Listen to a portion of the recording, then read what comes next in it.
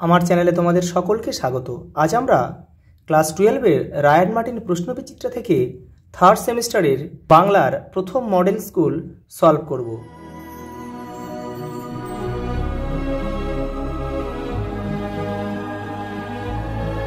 যাদের বইটা আছে কিংবা যাদের বইটা নেই, ভিডিওটা কিন্তু সবার জন্য, কারণ এর পেছনে যে উত্তর দেওয়া আছে সেই উত্তরে কিন্তু কিছু কিছু ভুল রয়েছে। সেই ভুলগুলো কিন্তু এখানে সংশোধন করে দেওয়া হয়েছে। একের প্রশ্ন দেখো, আমার হাতি বক্তা কে? বক্তা মহারাজ। অভিমান করে চলে গেলি মা, কার যাওয়ার কথা বলা হয়েছে? আদরণী। হস্তি ভাড়ার বিজ্ঞাপন আদরণী গল্পের কোন পরিচ্ছেদে রয়েছে? পঞ্চম পরিচ্ছেদে। কল্যাণীর বিবাহের দিন স্থির হয়েছিল 10ই জ্যৈষ্ঠ। পরেটা দেখো, পাড়ার যুবক বৃদ্ধগণ মোক্তার মহাশয়ের বৈঠকখানায় সমবেত হইয়া তাস পাশা খেলিয়ে থাকেন প্রতি রবিবার অপরাহ্নকালে। নগেন ডাক্তার ছিল, তাহলে একের ডি হচ্ছে। আচ্ছা, জয়রাম মুক্তার, অর্থাৎ একের ডি আর দুইয়ের এ কোথা আছে দেখো, যদি মিলে যায় তাহলে আর বাদ বাকিগুলো করতে হবে না। দেখো এই দেখো, একের ডি আর দুইয়ের এ, বাদ বাকি দেখো কোথাও আর নেই, তার মানে বাদ বাকি এগুলোও সঠিক। অর্থাৎ উমাচারণ হবে তোমার জমিদার আর কুঞ্জবিহারী হবে তোমার উকিল। একটা বিবৃতি দিয়েছে দেখো, এসবই আদরণী থেকে দিয়েছে। জয়রাম মুক্তারের মক্কেল মহারাজ নরেশচন্দ্র। দেখো পরের বিবৃতি দিয়েছে দেখো, কল্যাণীর বিয়েতে পাত্রপক্ষ 2000 টাকা চায়। 3 নম্বর বিবৃতি, পৌষ সংক্রান্তিতে বামুনহাটে একটি মেলা বসে। 4 নম্বর বিবৃতি, পয়লা জ্যৈষ্ঠ সন্ধ্যাবেলায় মশমাস করে আদরণী ঘরে ফিরে আসলো। উপরিক্ত বিবৃতিগুলির সাপেক্ষে নিম্নলিখিত বিকল্পগুলি থেকে সঠিক উত্তরটি নির্বাচন করো।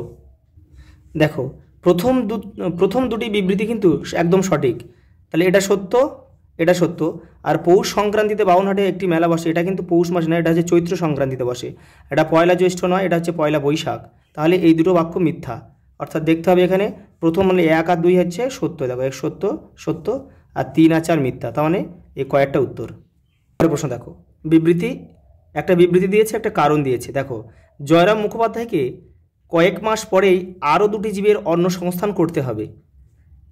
কারণ দিয়েছে দেখো, যে বড়বধূ ও মেজবধূ উভয় অন্তঃসত্ত্বা। বিবৃতি ও কারণ বিবেচনা করে সঠিক উত্তরটি নির্বাচন করো। দেখো এ ও আর দুটি সঠিক, দুটো বাক্যই সঠিক। এখানে দেখো আর এর সঠিক ব্যাখ্যায় এ কেন, কারণ বড়বধূ ও মেজবধূর যে 2টি সন্তান হবে সেই 2টি সন্তানকে কিন্তু সেই জয়রাম মুখোপাধ্যায়কেই মানুষ করতে হবে। পরের প্রশ্ন দেখো, বাতাসের ধর্ম শুধু না থামা কখনো। তোমাদের কিন্তু কবিতাগুলো খুব ভালোভাবে মুখস্থ করতে হবে। কবিতা না মুখস্থ করলে কিন্তু ধরতে পারবে না যে কোথা থেকে দেওয়া হয়েছে। পরের প্রশ্ন দেখো, 10এরটা, পংক্তিটির সঠিক ক্রমটি হলো, এখানে একটা কবিতার 4টে লাইন দিয়েছে, কোন লাইনটা তোমাদের আগে আছে বা পরপর আছে কবিতায় সেভাবে সাজাতে হবে। তাহলে তোমাদেরকে কবিতাটা কিন্তু খুব ভালোভাবে মুখস্থ করে রাখতে হবে, নাহলে কিন্তু কোনো দিন করা সম্ভব নয়। দেখে নাও, গার্সিয়া লোরকার ধর্ম কবিতার জিত, যেন সে ধর্মই না প্রাতিষ্ঠানিকতা, তবে কেন অন্য পদ ভাবায় তোমাকে, আগুনের ধর্ম, আজও ভস্যের চরিত। দেখে নাও, এই দেখো কবিতার লাইনগুলোই রয়েছে। এই যে এটা কিন্তু এই গার্সিয়া লোরকার একে আছে, আগুনের ধর্ম 2, আর তবে কেন অন্য পদ ভাবায় তোমাকে এটা 3, আর যেন সে ধর্মই নয় প্রাতিষ্ঠানিকতা। তাহলে উত্তরটা হবে কিন্তু এই ক্ষয়েরটা। পরের প্রশ্ন দেখো, 11টা, এখানেও 4টি বিবৃতি দিয়েছে। আব্দুল করিম খাঁর ধর্ম ছিল কবিতার জিত, এটা না, এটা কিন্তু ভুল, এটা হবে কিন্তু গান, অর্থাৎ এই বাক্যটা কিন্তু ভুল। ভ্যান গগের ধর্ম ছিল গান, এটাও কিন্তু ভুল, এটা হবে উন্মাদনা। পরেটা দেখো, তার মানে এ বাক্যটাও ভুল। পরেটা দেখো, বিবৃতি 3, কবিরের ধর্ম ছিল দিগন্ত প্রেরণা, এটাও কিন্তু ভুল। কবিরের ধর্ম ছিল সত্যের বয়ান, অর্থাৎ এই বাক্যটাও কিন্তু ভুল। পরেটা দেখো, লেনিনের ধর্ম ছিল উন্মাদনা আঁকা, এটাও কিন্তু ভুল, এটা হবে নতুন পতাকা। অর্থাৎ এখানে 4টে বাক্যই ভুল, অর্থাৎ দেখতে হবে 4টে বাক্য ভুল কোথায় আছে। এই যে ঘয়েরটা, কিছুই ছিল না, যেগুলি ছিল না সেগুলি কি কি? দেখো, কবচকুণ্ডল, ধনুক, তুনির, শিরস্ত্রাণ। পরেরটা দেখো, দিগ্বিজয়ে যাওয়ার জন্য রাজপুত্রকে সাজিয়ে দেন কে? দুয়োরানী। পরেরটা দেখো, মন্ত্রপুত অসি ও শানিত স্পাতখণ্ড ভরা হৃদয়ের খাপে। পরেরটা, রক্তে আমি রাজপুত্র হলেনি বা দুঃখিনী জননী, দিগ্বিজয়ে যেতে হবে, রাজপুত্রর প্রমাণ হলো রক্তে। বুদ্ধ থেকে চৈতন্য রামকৃষ্ণ পর্যন্ত যারা লোকহিতায় এসেছেন তারা সকলেই কোন ভাষায় সাধারণকে শিক্ষা দিয়েছেন? সাধারণ লোকের ভাষায়। মীমাংসা ভাষ্য গ্রন্থটি রচয়িতাকে? সবর স্বামী। পরের প্রশ্ন দেখো, দুটো বিবৃতি দিয়েছে। ভাষা হচ্ছে উন্নতির প্রধান উপায়, লক্ষণ। দেখো বিবৃতি 2 দিয়েছে, পূর্ব পশ্চিম যেদিক হতেই আসুক না, একবার কলকাতার হাওয়া খেলেই দেখছি সেই ভাষাই লোকে কয়। উপরিক্ত বিবৃতি দুটির সাপেক্ষে নিম্নলিখিত বিকল্পগুলি থেকে সঠিক উত্তরটি নির্বাচন করো। উত্তর ঘ হবে। দেখো বিবৃতি 1 এবং বিবৃতি 2 উভয় সত্য কিন্তু পরস্পর সম্পর্কহীন। পরেরটা দেখো, ভাষাকে করতে হবে যেমন, দেখো সাপ ইস্পাত। পরের প্রশ্ন দেখো, সে ভাষা, সে শিল্প, সে সঙ্গীত কোনো কাজের নয়, সেটা কি? দেখো যেটা ভাবহীন প্রাণহীন। পরেরটা দেখো, দুর্পথের ছেলে তার দিকে ঢিল ছোড়ে, কার দিকে ঢিল ছোড়ে? কাকের দিকে। পরেরটা দেখো, তোমার দৌড়ে ড্যাশ ছড়া দিই, দেখো রক্তের ছড়া দিই। পরেরটা দেখো, পংক্তির সঠিক ক্রমটি লিখো। অর্থাৎ কবিতার লাইনগুলি এখানে আগে পড়ে দিয়েছে, তোমাদেরকে সাজিয়ে লিখতে হবে, সেই জন্য কিন্তু কবিতাটা মুখস্থ করা খুব জরুরি। দেখো, মধু তলাশের জন্যেও না, কষ্টের সৃষ্টে উঠে দাঁড়াবো, কাকে ঝুলি নাও, শাবল নাও, এখন আমাদের একে অপরকে লাগবে। দেখো কবিতার লাইনগুলো লাগবে দেখে নাও। দেখো কষ্টের সৃষ্টে উঠে দাঁড়াবে, 2 হবে কাকে ঝুলি নাও, শাবল নাও। দেখো 3 নম্বর লাইন হবে এখন আমাদের একে অপরকে লাগবে। 4 নম্বর লাইন হবে মধু তালাশের জন্যেও না। অর্থাৎ সঠিক উত্তরটি হবে ক্ষয়েরটা। 24 আমাদের দুজনের হাতগুলোই লাগবে কিসের জন্যে? দেখো ধুয়ে মুছে আগুন বানানোর জন্যে। পরেরটা দেখো, বিবৃতি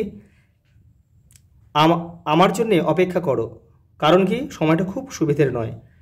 বিবৃতি ও কারণ বিবেচনা করে সঠিক উত্তরটি নির্বাচন করো। এটা হবে, দেখো কয়েকটা হবে, এ ও আর দুটি সঠিক বাক্য কি এবং আর এর সঠিক ব্যাখ্যা। 26 দাগে কী বলছে? তুলনামূলক ভাষাবিজ্ঞানের সূত্রপাত করেছিলেন স্যার উইলিয়াম জোন্স। দেখো পরে একটা ডায়াগ্রাম দিয়েছে। 27 দাগে বাংলা প্রতিশব্দ অনুসারে সঠিক ডায়াগ্রামটি লিখতে হবে। এখানে প্রত্যেকটা ইংরেজি শব্দের একটা করে প্রতিশব্দ দেওয়া আছে, সেইগুলো দেখতে হবে যে কোন বাক্য চারটে, কোন শব্দ চারটে এখানে সঠিক রয়েছে। অপশান ঘ হবে। দেখো 28টা, চিন্তার পোশাক বা দ্য ড্রেস অফ থট মতবাদটির প্রবক্তাকে? Samuel Wesley. দেখো পরের প্রশ্ন 29 দাগে, অভিধান অনেক রকম হয়, তার মধ্যে অতি পরিচিত হলো একভাষিক বা দ্বিভাষিক অভিধান। যেখানে এক ভাষার শব্দকে সেই ভাষাতেই ব্যাখ্যা করা হয় তা হলো একভাষিক অভিধান। যখন এক ভাষার শব্দ অন্য ভাষায় ব্যাখ্যা করা হয় তখন তা দ্বিভাষিক অভিধান। বাংলা থেকে বাংলা কিংবা ইংরেজি থেকে ইংরেজি হলো একভাষিক অভিধান। ল ধ্বনিটি হলো একটি পার্শ্বিক ধ্বনি। পরেরটা দেখো, ত্রাণের ত্রয়রফল হলো যুক্ত ধ্বনি। উচ্চ মধ্য সম্মুখ প্রসৃত অর্ধসংবৃত্ত তালব্য স্বরধ্বনিটি হলো এ।